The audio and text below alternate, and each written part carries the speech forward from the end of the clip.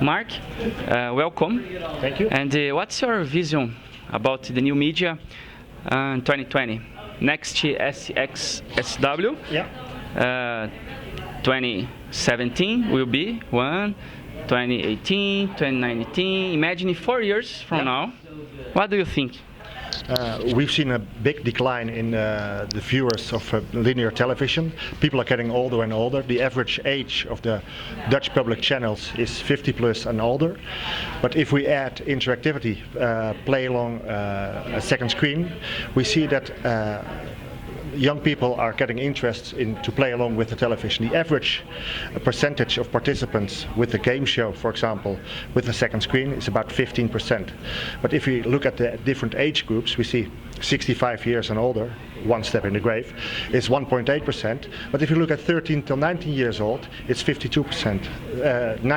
20, 34, we're still at the 42%. And 13 to 34 is a very interesting group to advertise for. So with the adding of interactivity, making TV two-way, we can bring television back to this century and even give it some time extra. Perfect. Everybody knows about these numbers, agree? Would you like to complement or start any other topic? Yes. So I think that from now to 2020, the social media integration will be even bigger, combined with what Mark said on the interactivity. And what you see mainly in sports is that events will be created more or less as an entertainment. Instead of that the sport is and the match is central, you see a lot of things happening that the entertainment is leading and driving innovation to bring new content to new users. And another challenge will be then also, of course, the standardization of all these different formats of video that must be solved to bring every content to every screen based on the internet. And I agree fully with Mark that linear will be much lower, and everything will be distributed more over the top in the near future. I'll add to that. Well, I approach it more from the production side of how to create this media, and I think to state the obvious, I think that in 2020 content will be I think we're at the new golden age of content, because every platform, everybody needs audiovisual content for their platform to drive to their audience. Even a cardboard of milk could potentially contain audiovisual content eventually. So the future of content is that it's only becoming bigger and bigger, and what we as producers, as creators of that content do is try to figure out the storytelling around it, because that's what eventually will drive people to those platforms, is the quality of that content and the stories that we try to tell. And I think telling consistent stories across the board, if it either being in 15 seconds for Instagram right now, or maybe later on the cardboard of milk, where we have to tell the same story or have to promote something. I think to be able to create consistent content is, in my opinion, the future for the next 5 years and maybe even further down the road. Yeah, I think from my perspective, I also bring sort of a different angle to this, because we, as an archive of audiovisual media, are more thinking about how can we make a big collection of audiovisual material accessible in a way that suits the new technological environment. We take care of over 1 million hours of audiovisual media in all kinds of different time periods, different types of medium, and the last 7 years we've been digitizing that. So we see that as a first step, where we have made our collection possible to preserve that and to also distribute that through the digital channels that we have now. But for the next period, our challenge really is to make that accessible to everyone and to allow everyone to consult that, but also to be able to create with that content. And that's the next step for us. And since it's dealing with such an enormous amount of material, for us the challenge is much more in how can we semi-automatically make that material searchable, indexable, and how can we relate that to services for the consumer that are meaningful, so that we can serve them the content that they are interested in, because they won't be interested in our full collection, but we need to be able to tailor that to specific use cases and specific users.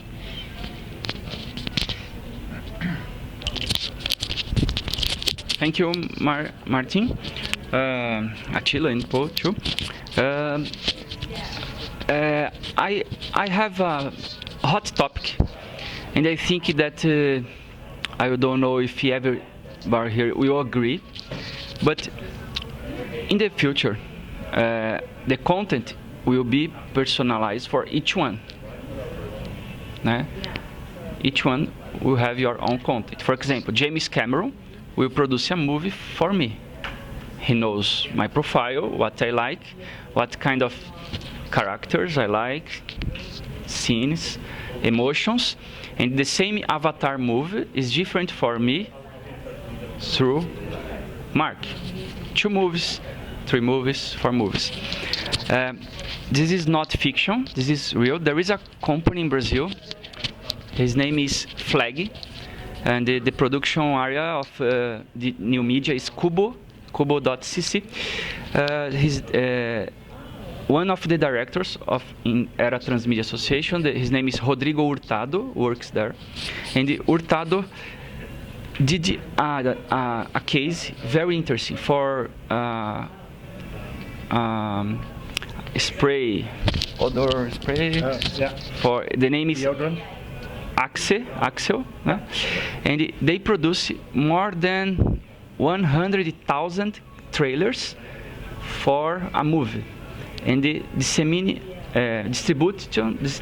distribution of these trailers happen on WhatsApp, on blogs, and each person receiving in our WhatsApp a trailer specific create following the like media programmatic, programmatic media. Is exactly if I like hot scenes, I will receive a trailer with hot scenes. If I like romantic scenes, I receive the trailer with romantic. But the movie is the same. Maybe in the future that the movie doesn't will be the same. The story and the message will be the same, but how to tell the story will be different. I think it's going more to, it sort of adds into what you're saying, but I believe it goes more into a group experience. So I think what is interesting to experience is, like, for instance, virtual reality is obviously a very hot topic right now, which is, I don't think it's the holy grail, but it's a new format that we can tell stories in. What is very compelling is the idea of being in those stories. So physically, almost physically being in those stories with your friends, all wearing maybe glasses, and then being in that other world, and even seeing each other in that other world and experiencing a story together. Therefore, the story is still the same. You're telling the same story, because I think that's the power of storytelling. I don't think you're going to get different stories. I think the story is the same, but your experience of the story is going to be different. So if you go into that story with 10 friends, you'll experience it differently than you would if you would go into that story by yourself. But the story itself will probably be the same, is my opinion. I don't know how you guys... I fully agree. You see now in one time all plans and experiments also for sport games, that you have wearing virtual reality glasses in a stadium, and that you actually be part of the game, and that you can influence the game itself live. Those are projects already taking place now in Japan, and they will come eventually everywhere. So there's a lot of mixture of different types of content, but the story will be the same. So everybody wants to be excited and wants to have a creation of a story where they believe in.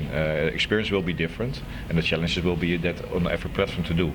but that gives a lot of opportunities for new companies, startups, and companies like us. I do see possibilities, especially for commercials. The second screen can be the personal message can be sent to the second screen. For example, if we do a test, we ask them their age and their sex, and if a generic Mazda commercial, for example, is showing on TV, we can give the man above 40, send them the commercial with the MX-5, give the mothers the MPV, and the young children the smaller cheap Mazda, for example. That's how we already work. And with HBB TV, where Martin was here earlier, you can go even further. Because with you can personalize, make the TV addressable by sending the local dealership to the TV in an overlay, for example. Okay, I will make another provocative question. But I think that in the future we will have different movies, different archiving of the movie, but the same story, the same word, the same story words. Like in this case of Axe, the trailers were categorized in 50 kinds of behavior. Rodrigo Hurtado talked a lot of behavior of the audience. I will do another case only to explain better and try to against the opinion. Okay. For example, Lacta in Greek 2 or 3 years ago developed a transmedia transmedia campaign for a chocolate, and they produce a big story word with a long movie, game in the internet, social media. They use music for the movie, and each of these media was created in the story word of the message, the property, the intellectual property, the IP. In that case, the IP was the story of chocolate when a couple finish the relation. In Greek, when you receive a chocolate, it's because we will finish the relation. Lacta would like to change this with a transmedia project. And then Lacta asking Facebook to the fans send the stories about relationship. Lacta choose 3 stories and he produced a movie. The movie was the first one in the blockbusters, in front of all Hollywood movies, and he wins about 1 million of euros with tickets. 1 or 10 million of euros in tickets only for the movie, and there is other medias, and this is very, very successful. The agency was the Ogilvy agency. That has another case in transmedia in Greek. I don't know Greek because Greek is in crisis in that period. But if we think that the 3 stories that Lacta choose from the audience could be 10, 12, 100 stories different, and the Lacta could produce different movies, but the story word is the same. It's about relationship. When you finish the relationship, the theme is the same. Yeah, the theme is the same. The story is different. The theme is the same. Now, the message that Lacta would like to pass is the same. It's not about cars, bike. No, it's all about relationship. I think that's when the finished. thing in brand. I think you see a lot of that in brand activation. So when we produce content for brands, they much rather, especially the brands who understand, they'd much rather not use their brand to promote, but use a theme like love or relationships to promote their brand and to associate themselves with the content. I think it's already happening a lot, and I think that's going to be certainly for the future only getting more and more. Instead of just making a commercial for the chocolate. You would make content that relates to the people that would consume that chocolate. So I think that's something you'll see everywhere right now, and even on South by Southwest a lot. That a lot of brands are here. They're trying to promote their stuff, but at the same time, the content that they create sometimes doesn't have directly to do. Red Bull is a very good example. They do brand a lot of stuff, but now they're going to go into they're producing TV shows, series that have nothing to do with their drink. They're not promoting their drink. They're not even slapping their brand on it. But it's content that people want to see. They drive people to their network, to their platform, and that's eventually the 360. So people will get in contact with the brand, and then when they see the drink, they'll still converse to buying the drink, I think.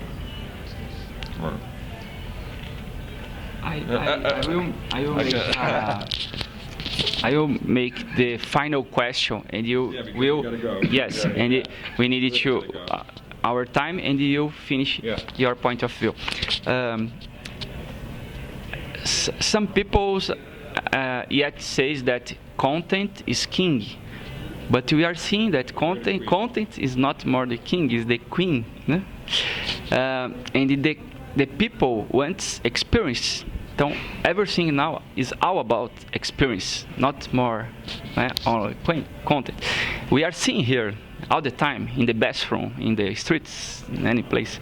South by Southwest is very interesting because you can feel all of this, what's happened.